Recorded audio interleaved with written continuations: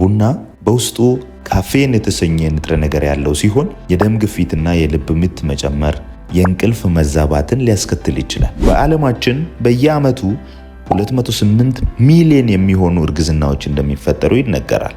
ከነዚህ እርግዝናዎች ወደ 1 ሚሊዮን ገደማው በሀገራችን በኢትዮጵያ የሚፈጠር ነው። ኮርቲሶል የፅንሱን የአእምሮ እድገትን ስለሚጎዳ ተወልዶ ሲያድግ የማገናዘብና የባህሪ ችግር ይገጥመዋል። ለጤናማ የእርግዝናና የወሊድ ጊዜ የሚጠቅሙ 5 ቲፖችን ይዤላችሁ መጥቻለሁ። ሰላም፣ እንዴት ናችሁ? ይህ ዲአርቲ ጤና ነው። ለዚህ ቻናል አዲስ ለሆናችሁ ዲአርቲ ጤና የተለያዩ የጤና መረጃዎችና ምክሮች በሕክምና ዶክተሮች የሚተላለፉበት ቻናል ነው። ቤተሰብ ያልሆናችሁ ሰብስክራይብ በማድረግ ቤተሰብ ሁኑ። ላይክ እና ሼር በማድረግ ለሌሎች ተደራሽ አድርጉልን። ሐሳብ አስተያየታችሁን በኮሜንት ላይ ጻፉልን። በዓለማችን በየዓመቱ 208 ሚሊዮን የሚሆኑ እርግዝናዎች እንደሚፈጠሩ ይነገራል። ከነዚህ እርግዝናዎች ወደ 1 ሚሊዮን ገደማው በሀገራችን በኢትዮጵያ የሚፈጠር ነው። ስለዚህ ለጤናማ የእርግዝናና የወሊድ ጊዜ የሚጠቅሙ 5 ቲፖችን ይዤላችሁ መጥቻለሁ። በዚህ ቪዲዮ መጨረሻ ላይ ሽልማት የሚያስገኝ ጥያቄ ስለሚጠይቅ እስከ መጨረሻው ተከታተሉ።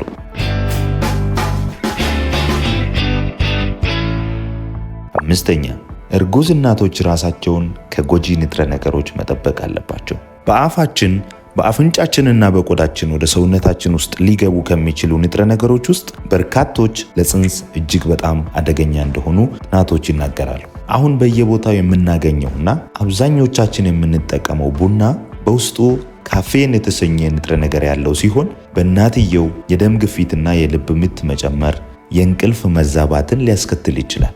ፅንሱ ላይ ደግሞ ከኪሎ በታች መሆን፣ ያለ ጊዜው እንዲወለድ ማድረግ፣ ውርጃን ጨምሮ ከተወለደ በኋላ እድገት ላይ ችግር ሊያስከትል እንደሚችል ጥናቶች ያረጋግጣሉ።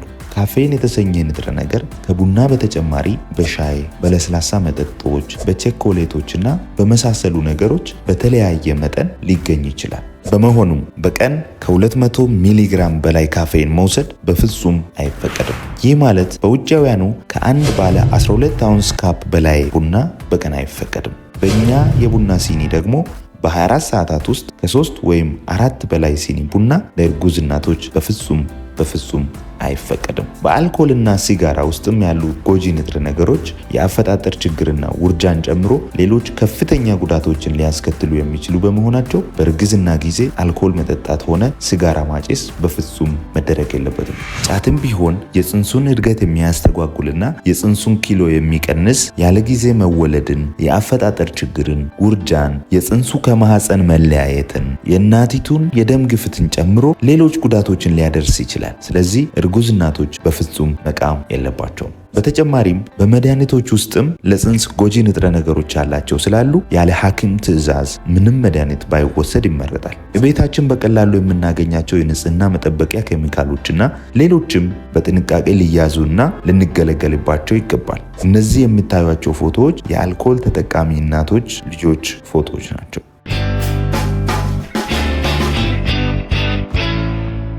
4ኛ፣ እርጉዝ እናቶች ለአእምሮ ጤንነታቸው ቅድሚያ መስጠት አለባቸው። እንደሚታወቀው አሁን ያለንበት ጊዜ ለተለያዩ የአእምሮ እክሎች አጋላጭ ሁኔታዎች የተበራከቱበት ነው። ከእነዚህ ውስጥ ውጥረት ወይም ስትሬስ የሚባለው ከፍተኛውን ቦታ ይይዛል። እርግዝና ደግሞ ውጥረትን ለሚያመጡ ምክንያቶች ተጨማሪ ኃይል ነው። ስትሬስ በሚኖርበት ጊዜ ኮርቲሶል፣ አድሬናሊን፣ ኖርአድሬናሊን የተሰኙ ሆርሞኖችን ጨምሮ ብዙ ሆርሞኖች ወደ ሰውነት ይለቀቃሉ። ኮርቲሶል ሆርሞን በከፍተኛ መጠን በእርጉዝ እናት ሰውነት ውስጥ ሲኖር ወደ ፅንሱ ያልፋል። ኮርቲሶል የፅንሱን የአእምሮ እድገትን ስለሚጎዳ ተወልዶ ሲያድግ የማገናዘብና የባህሪ ችግር ይገጥመዋል። ኮርቲሶል ፅንሱ ያለ ጊዜ እንዲወለድ ያደርጋል። ያለ ጊዜያቸው የሚወለዱ ህፃናት የሳምባና ሌሎች አካላት እድገት ያልተጠናቀቀ ስለሚሆን ትልቅ ችግር ውስጥ ይወድቃሉ።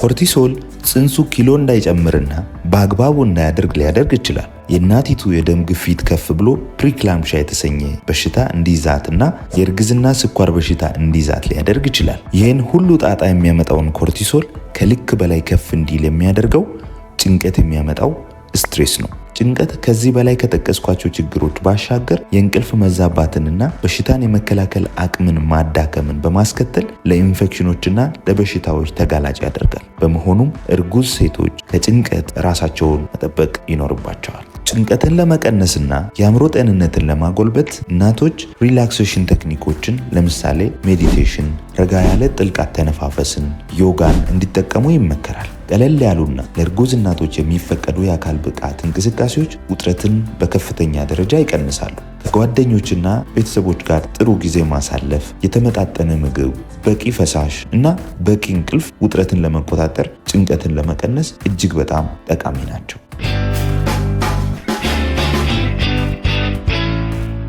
ሶስተኛው የቅድመ ወሊድ የእርግዝና ክትትልን በአግባቡ ማድረግ ነው። ብዙ እናቶች በእርግዝና ወቅት ለክትትላቸው ግዴለሽ ይሆናሉ። የጤና ባለሙያዎችንም ምክር ለመስማት ችላ ሲሉ ይታያል። ከዚያም የፅንሱ እንቅስቃሴ ቀንሶ አሊያም ከጠፋ በኋላ ይመጣሉ።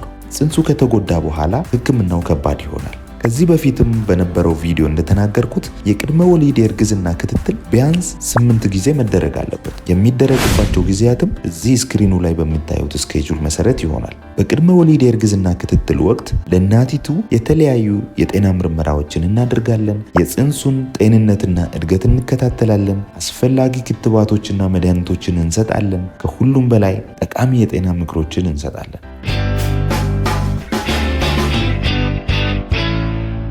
ሁለተኛ፣ የአካል ብቃት እንቅስቃሴን ማዘውተር። ብዙ ሰዎች የአካል ብቃት እንቅስቃሴዎች ለእርግዝና እንደማይፈቀዱ ያስባሉ። እውነታው ግን ከዚህ የተለየ ነው። ለእርጉዝ እናትም ሆነ ለፅንሱ የአካል ብቃት እንቅስቃሴ እጅግ በጣም አስፈላጊ ነው። የሚከተሉት ጥቅሞችም አሉት። አንደኛ፣ አካላዊ ጤንነትን ያሻሽላል። ማለትም የሰውነት ክብደትን ይቆጣጠራል። የደም ግፊትና የእርግዝና ስኳር በሽታ ተጋላጭነትን ይቀንሳል። ሁለተኛ፣ ጭንቀትንና ውጥረትን ቀንሶ የተሻለ ስሜትን የሚሰጡ ኢንዶርፊን የተሰኙ ሆርሞኖች እንዲለቀቁ ስለሚያደርግ የአእምሮ ጤንነትን ይጠብቃል። ሶስተኛ፣ የጀርባ ህመምን ይቀንሳል፣ እንቅልፍንም ያሻሽላል። አራተኛ፣ የአካል ብቃት እንቅስቃሴ ጥንካሬንና ብቃትን ስለሚጨምር ለምጥ ዝግጁ ያደርጋል። ብዙ ጥናቶች እንደሚያረጋግጡት የአካል ብቃት እንቅስቃሴ የሚያደርጉ እርጉዝ ሴቶች ከሌሎች ይልቅ ቀላልና አጭር ምጥ ይኖራቸዋል። ታዲያ የሚፈቀዱ የአካል ብቃት እንቅስቃሴዎች የትኞቹ ናቸው ካላችሁኝ፣ ዎኪንግ ወይም የእግር እርምጃዎች፣ ዋና፣ ዮጋ፣ በጂም ቤቶች የሚገኙ የቆሙ ሳይክሎችን መንዳት የመሳሰሉ ለመውደቅና ለአደጋ የማያጋልጡ እንቅስቃሴዎች ናቸው።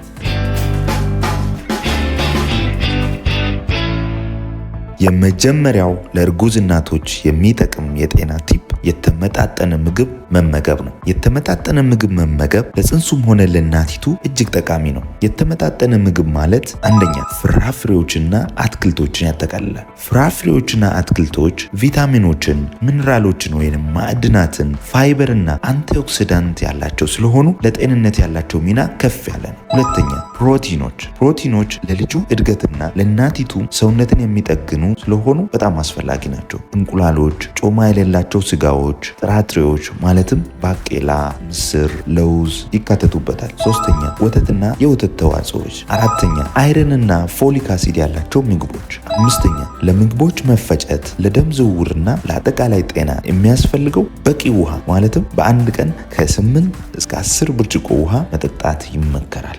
በተጨማሪም ካልሽየም፣ ኦሜጋ 3 ፋቲ አሲድ፣ አዮዲን፣ ቫይታሚን ዲ ያላቸው ምግቦች ልዩ ትኩረት ሊሰጣቸው ይገባል። ጥሬ ወይም በደንብ ያልበሰለ ስጋ፣ ያልተፈላ ወተት፣ አንዳንድ መርኩሪ የሚበዛባቸው የአሳ አይነቶችና አልኮል በእርግዝና ወቅት ሊወገዱ የሚገቡ ነገሮች ናቸው።